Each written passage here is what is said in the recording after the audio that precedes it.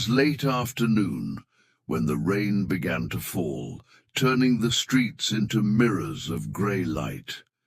Daniel walked with his hands buried deep in his pockets, his expensive shoes splashing through shallow puddles.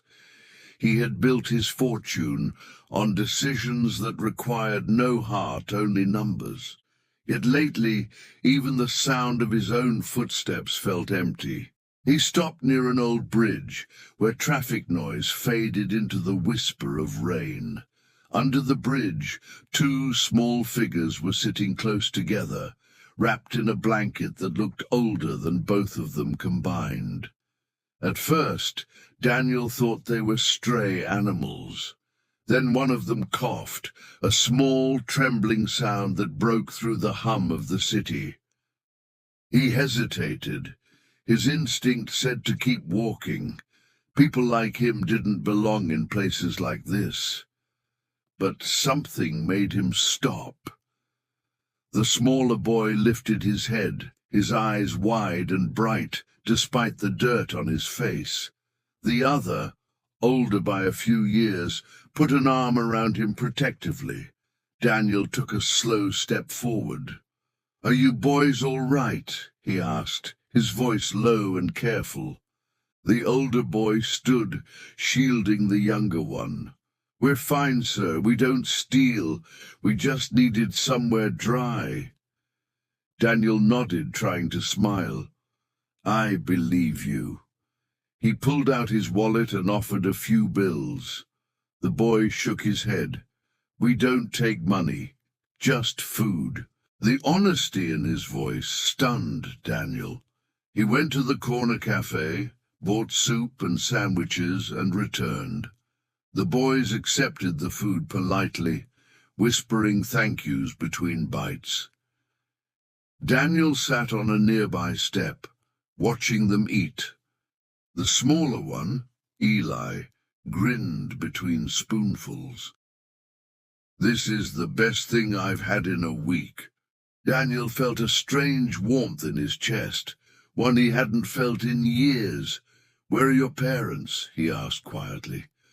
The older boy, Noah, looked away. "Mom, she's gone. Dad was supposed to come back for us, but he never did." Daniel's breath caught. "How long have you been here?" "A while," Noah said. "We move around. We don't want to get split up." Those words echoed inside him like thunder. He wanted to say something, anything, but all he could do was nod. Eli smiled faintly and said, "You talk like him." "Like who?" Daniel asked. "Our dad," Eli replied softly. He had that same voice. Daniel's pulse quickened. He leaned back, his mind spinning. It couldn't be. Yet something about those boys, their eyes, their mannerisms, felt eerily familiar. Memories he had buried began to surface. A woman named Grace, a small apartment full of laughter, and the day he walked away. He had been younger then, ambitious, reckless. Grace had told him she was pregnant. He'd panicked, said he wasn't ready, and left. He told himself she'd be fine, that he'd come back when life was stable. But stability had never come, only success without peace. Now, years later, two boys sat before him, and their faces carried traces of the love he once destroyed. That night Daniel couldn't sleep. He sat by his window, listening to the city rain and replaying every moment under that bridge. The guilt he'd buried clawed its way back to the surface. By dawn, he made a decision. He went back to the bridge. The boys were gone. Panic rose in his chest. He searched the streets, the alleys, the park nearby. Nothing. Finally, near an old bus station, he saw them again, sitting beside a fire barrel with a few other kids. They looked up as he approached. Eli smiled immediately. "Hey, you came back!" Daniel crouched beside them. "I told you I would."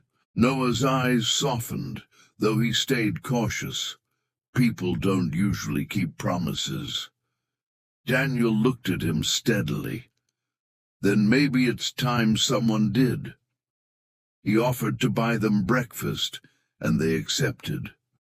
In the small diner, as they ate pancakes and eggs, Eli pulled something from his pocket, a small locket, scratched but intact. Inside was a faded photo of a woman. Grace. Daniel's hands trembled. "Where did you get this?" he whispered. "Mom's," Noah said. "She said Dad gave it to her. She never told us his name, just said he wore a suit and smelled like rain." Daniel's eyes filled with tears. The scent, the cologne he still wore, it was him. He could barely breathe. "She told you he'd come back?" Eli nodded, his voice innocent and hopeful. "She said he wasn't bad, just lost." Daniel pressed his hands to his face, silent sobs shaking his shoulders. For years he had tried to forget the pain, the fear, the guilt. But here it was, alive in front of him. Two boys who carried his blood and his forgiveness. When he lowered his hands, both children were watching him. Their faces were soft, unsure but kind. He took a deep breath. "Boys, my name is Daniel, and I think I'm your father." The diner went quiet. Even the hum of conversation seemed to fade. Eli blinked, confused, then smiled like he'd known all along. Noah's eyes filled with tears, but he didn't move. Daniel reached out his hands, trembling. "I don't expect you to forgive me, but if you let me, I want to make things right." Noah stared at him for a long moment. Then slowly he took Daniel's hand. "Mom said good people fix their mistakes," he whispered. Daniel nodded, tears streaming freely now. "Then I'll spend the rest of my life fixing mine."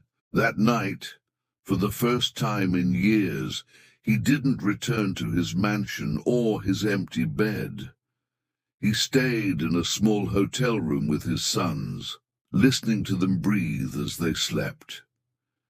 He realized that success without love was just noise, and that true peace lived in forgiveness. Weeks later, they stood on a beach together, watching the sun melt into the sea. The boys laughed, chasing the tide, their footprints painting stories across the sand. Eli turned and called out, "Dad, come see this!" Daniel froze, his heart swelling at the sound of that word. He smiled through tears and ran toward them, letting the ocean wash over his feet. The past couldn't be changed, but the future could be rewritten, one act of love at a time. As the waves whispered around them, Daniel looked at his sons and said softly, "I thought I'd lost everything, but it turns out I was just being led back home." And under the endless sky, a broken man finally became whole again.